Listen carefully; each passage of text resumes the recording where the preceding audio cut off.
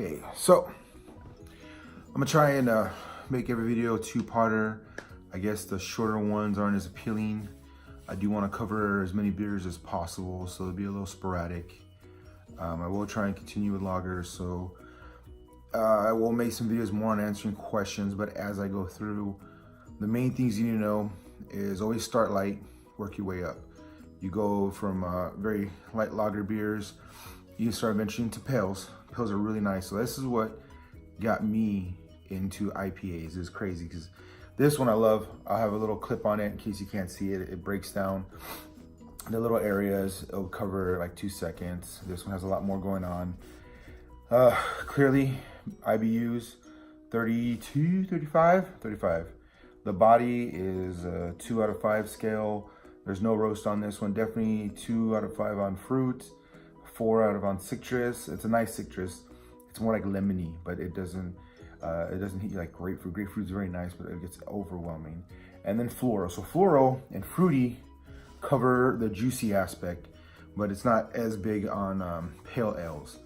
It's always focused on IPAs, but they're all clearly coming from hops. So the hops is a contributor of this, and I've been watching some videos.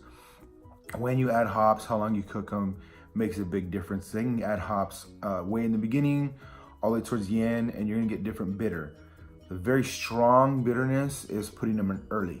So right now, these ones are a little later. They don't have as much bitter, but now a lot of beer brewers and little microbreweries and everything, they definitely are aware of this, and they're focusing on this whole array of flavors that come from it.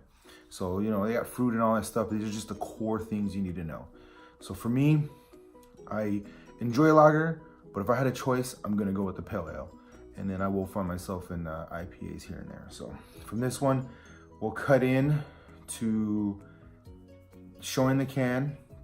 So you probably already see it already because I'll put that in first. And then that we can see everything. I pointed it out in the video. And then now we'll do our pour. So it's a nice frosty glass. It's a Sleepy Dog Brewery. I haven't been there, my girlfriend has. This one's definitely got more proteins in it from the hops. We can put it in later, so be careful when pouring. The myth is, oh, you don't want head. That's for alcoholics. It actually traps the flavor of the beer. So when you're first pouring, you're not gonna just chug it up, you know. You actually wanna be able to see it. I don't know if you can see it on the video. Let's see if we can do this. It looks a little cloudy on my end. So definitely when it's cloudy, it's usually not filtered, which is phenomenal. It's phenomenal. Anything hazy, go for it. It's just, it has like this softened, not quite vanilla, but like this almost milky concept. It's crazy. And it has all these other flavors that just come with it. When they filter it, it removes those flavors, but any hop head that loves that bitterness is gonna enjoy it regardless. But for the ones like me that are kind of like in between it, it changes the whole thing. So for sure,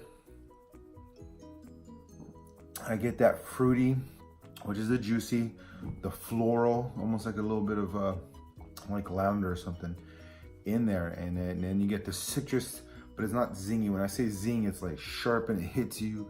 This is more casual, enjoyable. So for anybody that just wants to give it a try, I'm gonna say go with this. It's a special release, I guess, from TUPPS Brewery, which is past Plano and Dallas. So if you're not familiar, go all the way on the north side past Plano, you'll find that brewery.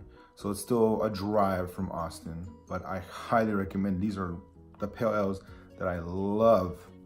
And these are the ones that I'm gonna recommend for anybody trying to get into IPA who's actually like open-minded and wants to give it a fair shot.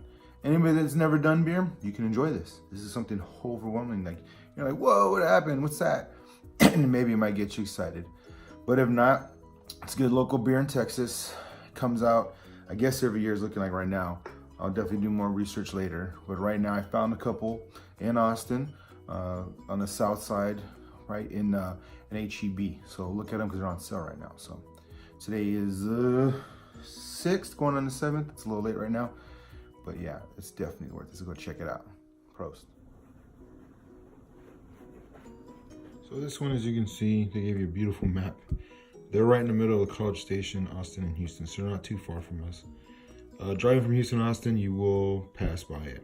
So definitely brewery I'm gonna go check out, and I hope you enjoy. So I'm gonna show you one of the beers. Okay, so for the second half of this video, I'm gonna cover a coffee ale, which is a seasonal for the winter time. Brazos Valley, as you can see up here, I've had their beer before. Phenomenal. It makes some great, smooth, easy drinking. Get your friends to come in. People that don't like beer might enjoy a couple of them.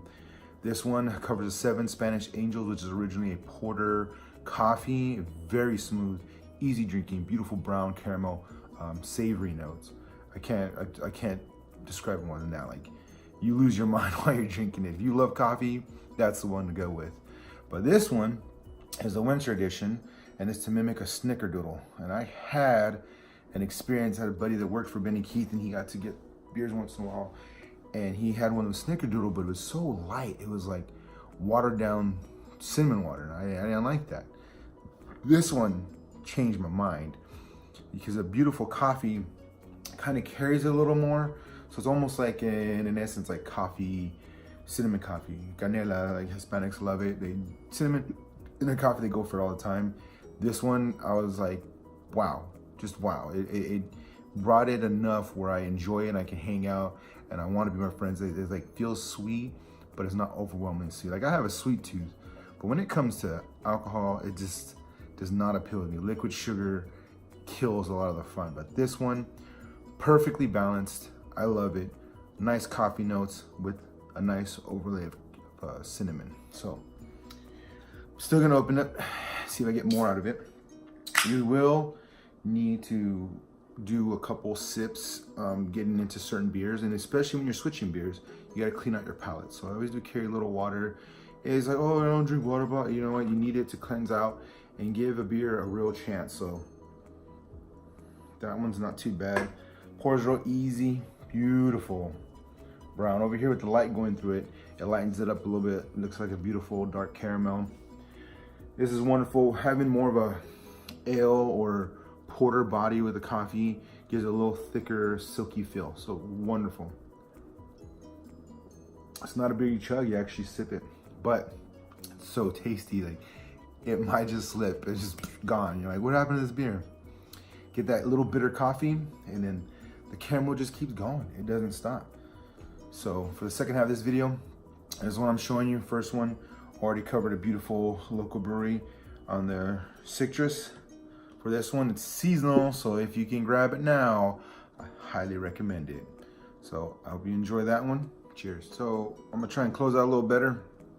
I'm always gonna remember and put it all together in the end. This is Brazos Valley, BVB. Just make sure to cover it. Has a beautiful map. I showed you a little clip before where you see where it's at. It's on the cans. I'm very proud of them.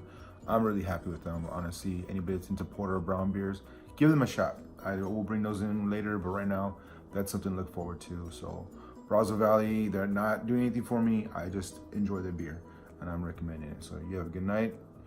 Prost on that one, and hope you enjoy it.